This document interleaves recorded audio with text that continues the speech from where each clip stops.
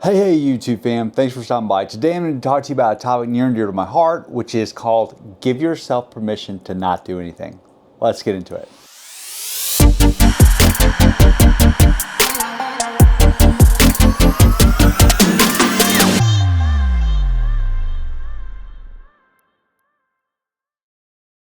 Recently I had a very interesting experience, which is I had a sense of dread and panic because I wanted to take a day and stay in my hotel room and watch Netflix. And I was like, Ty, you can't do that. You're spending all this money to travel for the next 1 to 3 years and see the world. You need to see the world. You need to see everything there is to see. Period, hard stop. And so I felt incredibly guilty that I wanted to take a day and do something that a lot of us do once a week or twice a week, and which is to stay in and not do anything, to simply lay in bed and watch Netflix with my dog and eat some popcorn. And I started analyzing that and going, where does this come from? Why do I feel I need to do this? And it got me going down a rabbit hole. And I'm going to do a whole series on this. But today, I want to focus on this particular subject, which is when you're traveling, particularly if you're traveling for a long time, and particularly if you're traveling by yourself. Because if you're traveling by yourself, one of the things we want to do is get out to avoid a feeling of loneliness, right? Completely natural. But I want to tell you, it's okay to give yourself permission to not do anything. Not to do nothing, there's a difference, but to not do anything, to not check boxes. As I said, I'm going to get into this in a whole series of videos, but today, let's focus on this. So, in the hustle and bustle in life, we have been taught fear of missing out, FOMO, right? You only live once, fear of missing out. All of these things compel us to try and maximize every moment we have on this earth because we never know when it's going to be our last. And that's great, but it also has some downsides.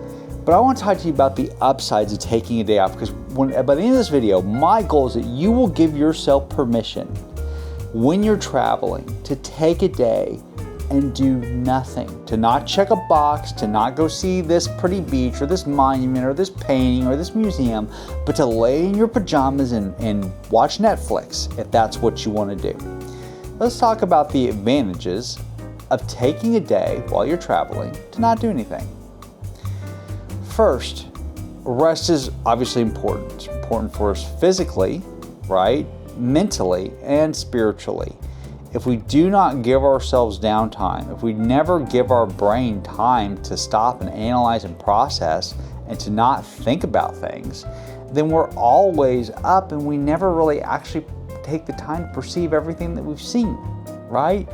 And that's huge.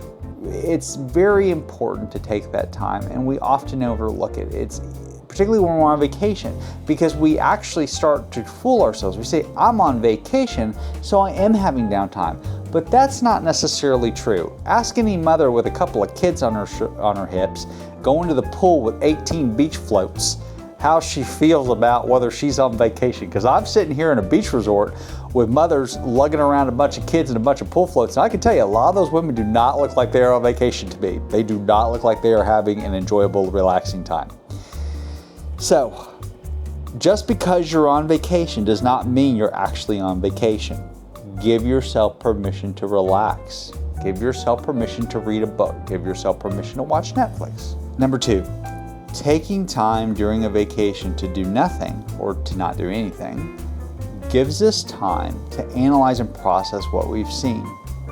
It's kind of like lifting weights. If you lift weights, then you know that you don't actually get stronger from lifting weights. You get stronger when your body recovers from the stress you put on the body under when you lift through the weights, right? Same thing happens with when we perceive things, or when we observe things, or when we're on vacation and we take the time to have an experience, right? Our memories are formed afterwards, not during. Our understanding of what we've seen is formed later when we process it. So you're cheating your past out of the opportunity to form those memories, to form that understanding, that analysis, if we never take the time to give ourselves some downtime. If we're constantly subjecting ourselves to new stimuli, whether that's a new museum, a new experience, a new time on the water, whatever it is, we're not giving ourselves time to perceive what we perceived. We're not giving ourselves time to format those memories. So we're actually robbing from our past. Number 3, our future perception is formed by our past perspective. What do I mean by that? We all analyze what we're seeing through various lenses. That lens includes our past experiences, i.e., I know if I like that Picasso painting relative to other Picasso paintings because I have seen other Picasso paintings and my brain can process what I have seen. If we do not allow those neural connections to form, we are effectively robbing from our future, right? If I don't give my brain time to form connections, which occurs during rest, not during the actual event, then later, by depriving myself of that memory, I'm not perceiving the future the way I could. I will have lost perspective. And so it is important for our future for us to take the time to form that past perspective, right? And so I think that part of what I'm advocating, and part of the reason I'm advocating taking the time to rest, is so that you will cement those memories in your head, you will submit that analysis, and when you have an experience in the future, whether again that's viewing a painting or visiting a museum, you have a full knowledge and you have retained those past memories. And so I don't want you to deprive your future because you didn't take the time. So our future perception is in fact gained by that. Number 4, if we don't give ourselves time to rest, we also are so stressed that we won't fully appreciate with what we're seeing tomorrow, right? Think about this. If I go to have an experience, let's just say I'm going to a museum, and I'm already tired and I'm already stressed and I never have let myself rest in the past, say, 2-3 weeks, how much am I going to enjoy that museum? Am I really going to take the time to fully appreciate it, to let it internalize? Or if I'm having a conversation with somebody I met, how often am I rushing to get through that conversation because I'm tired? So again, taking the time to rest allows us to have a more full and complete experience during our vacation. So I think that's important, right? And I don't know how much rest is ideal for you. It may be, every couple of days you need to take a day off. I don't know, but I'm saying give yourself permission to do it. Number 5, it de-stresses our lives. We're not de-stressing by default because we're suddenly on vacation and we're away from our jobs and away from our homes. In fact, we're probably more stressed out. We're not getting to eat what we usually eat. We're not getting to follow our routine. We're up in the air about a lot of things. We're trying to plan a bunch of things. If you don't give yourself time to de-stress, again, you're interfering with your ability not only to enjoy your vacation in the moment, but to form memories of it later. The greatest gift of vacation gives you is those lasting memories that you can carry with you. If you don't take some time to distress during your vacation, you're cheating yourself out of those memories. You're cheating yourself out of those fully formed perceptions, memories, and analysis. And so, why add stress to your life? Give yourself permission to not see every beach and see every monument and see every thing that there is to see at any destination. A, you normally can't. B, some of them are not worth seeing.